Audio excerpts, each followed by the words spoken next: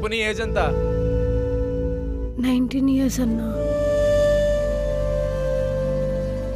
నీ లవ్ కలిసి ఉండడం, ఫిజికల్ అవడం, విడిపోవడం మొత్తం ఎన్ని ఇయర్స్ స్పాన్? 2.5 years అన్నా, అటు ఇటుగా. 2.5 సంవత్సరం. నీ లవ్ స్టార్ట్ అయినప్పుడు నీ ఏజ్ 16-17 ఏళ్ళు ఉండొచ్చా? బాగుంది. 2.5 సంవత్సరాల బొక్కలో బాండ్ కోసం నువ్వు చచ్చిపోతావు. 19 ఏళ్ళు నేను కన్ని పెంచి పోషించి నిన్నే నమ్మి ఊరుగాని ఊరు పంపించి లక్షలు పోసి నీ భవిష్యత్తు మీదే నమ్మకం పెట్టుకున్న నీ తల్లిదండ్రుల కోసం మాత్రం నువ్వు బతుకవు. చాలా బాగుంది. అసలే తను బాధలో ఉంది, దేనికి ఇవన్నీ ఇప్పుడు? బాధ దేనికి? దానికేం తెలుసని బాధ? 19 ఏళ్ళకే ఫిజికల్ అయిపోయింది. పని అయిపోయింది కదా అని వాడి పెళ్లి చేసుకోకుండా దొబ్బేశాడు. మోసపోయానని పిచ్చి దానిలాగా ఇది వాగుతుంది. దీంది బాధ.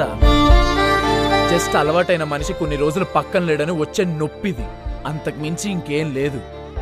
అన్నా నాది ట్రూ లవ్ అన్నా, చాలా ఎఫర్ట్స్ పెట్టాను వాడి మీద. ట్రూ లవ్వా? డిస్క్రైబ్ చేయి నీ ట్రూ లవ్ని. ఇందాకేదో ఎఫర్ట్స్ అంటున్నావు, పోనీ నీ ఎఫర్ట్స్ ఏంటో చెప్పు. అమ్మా నాన్నకు తెలియకుండా వాడికి డబ్బులు ఇవ్వడమా నీ ఎఫర్ట్స్? లేదా నాన్నకు చెప్పకుండా ఎక్స్ట్రా క్లాసులు అని చెప్పి వాడితో తిరగడమా? ఇవేనా ఎఫర్ట్స్? ట్రూ లవ్ అంటే ఏస్తో సంబంధం లేకుండా పనుకోవడం కాదు, ఎన్ని కష్టాలు వచ్చినా కలిసి నిలబడ్డం. అమ్మా నాన్న ఇచ్చిన ఫ్రీడమ్ని ఎవడి కోసమో తగలేయడం, మీ అమ్మా నాన్న పెంపకాన్ని నలుగురు జడ్జ్ చేసేలా చేయడం. చెయ్యి. ఇది ఓ బతికేనా? ప్రేమించడం తప్ప అన్నా? సరైన ప్రేమ పుట్టేది మెచ్యూరిటీ వచ్చాకంటున్నా. అమ్మాయి అయితే 22 ఏళ్ళు, అబ్బాయి అయితే 25 ఏళ్ళు. అప్పుడు వచ్చే థాట్స్లో మీ అమ్మా నాన్న కలలు కనిపిస్తాయి. మనం ఏదైనా తప్పు చేద్దామంటే మన బాధ్యతలు గుర్తొస్తాయి. అప్పుడు కూడా వీడు కరెక్ట్, నాకు తిను నాతో లైఫ్ లాంగ్ ఉంటుంది అనిపిస్తే పెళ్లి చేసుకొని తగలడండి. అప్పటి వరకు ట్రూ లవ్ బొక్క అని మాట్లాడకండి. దానికి ముందు ప్రేమిస్తే ఏమవుతుందన్నా?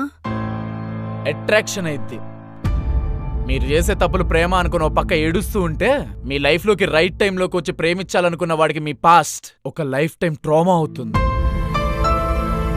బిల్ కట్టేసి వస్తా, చూసుకో. ఏమొద్దు, నేనే కట్టేసి వస్తా, నువ్వే చూసుకో. ఏయ్, నీకు ఇంకొకసారి చచ్చిపోవాలనిపిస్తే నాకు కాల్ చేయి. ఇలా బిల్లు కట్టికి బతికిచ్చేలా కాదు.